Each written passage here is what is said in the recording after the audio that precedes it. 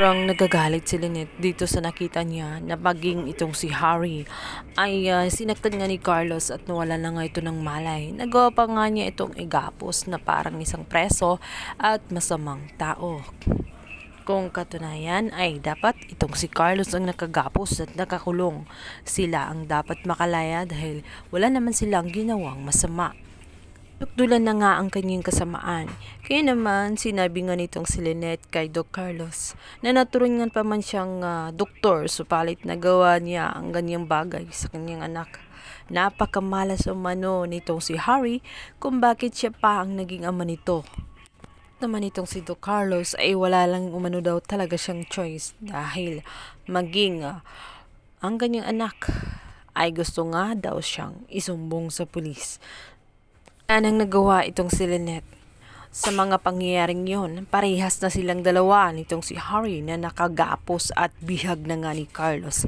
Iniwanan sila sa loob ng kwarto at ito ngang si Carlos ay umalis na nga. Nagpakalasing at parang nababalisa at baliw na sa kalokohan na kanyang pinagagawa at kinokonsensya siya sa kanyang mga kasalanan. Nakatulog itong si Carlos kung kaya't itong ang si Lynette ng mga ilang oras ang lumipas. Sinubukan niyang gisingin itong si Harry. Nagbaka sakali siya na may pag-asa pa silang makalaya dito nga kay Carlos.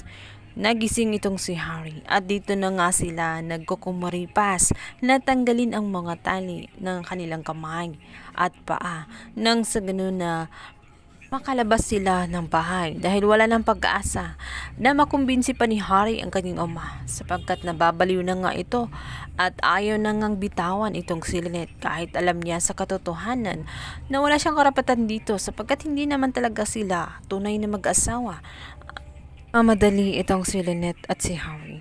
Mabuti na lamang paglabas nila ng gate ay may nakita silang tricycle kaya agad pinara ni Harry ang tricycle at agad nga silang sumakay.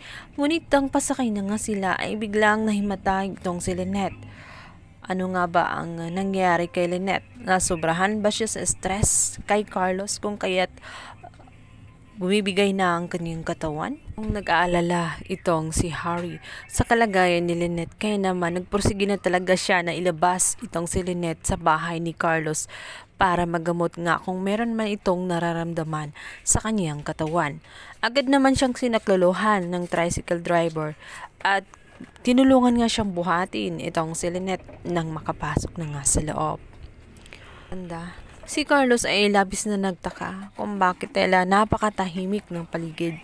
Kaya agad yung naalala itong si Lynette at Harry. At doon na sa kanyang pagpasok sa room na iyon ay mapapansin niya na wala na roon itong si Lynette at Harry. Nakatakas na nga sila ng tuluyan. Nagsisisigaw itong si Carlos. Stress na siya. At dito nga ay nga siyang tutubuan ng sungay. Dito nga ay maisipan na nga ni Carlos na kunin ang baril niya. Ano kaya ang gagawin ni Carlos?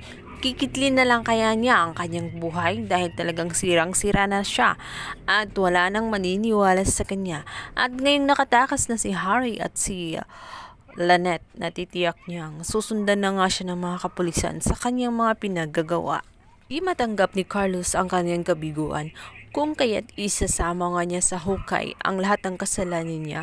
Kung mabubuhay lamang siya sa loob ng kulungan ay hindi niya matatanggap yun at ayaw niyang magdusa. Mabuti pang kitlin na lang ang kanyang mga nalalabing oras sa mundo.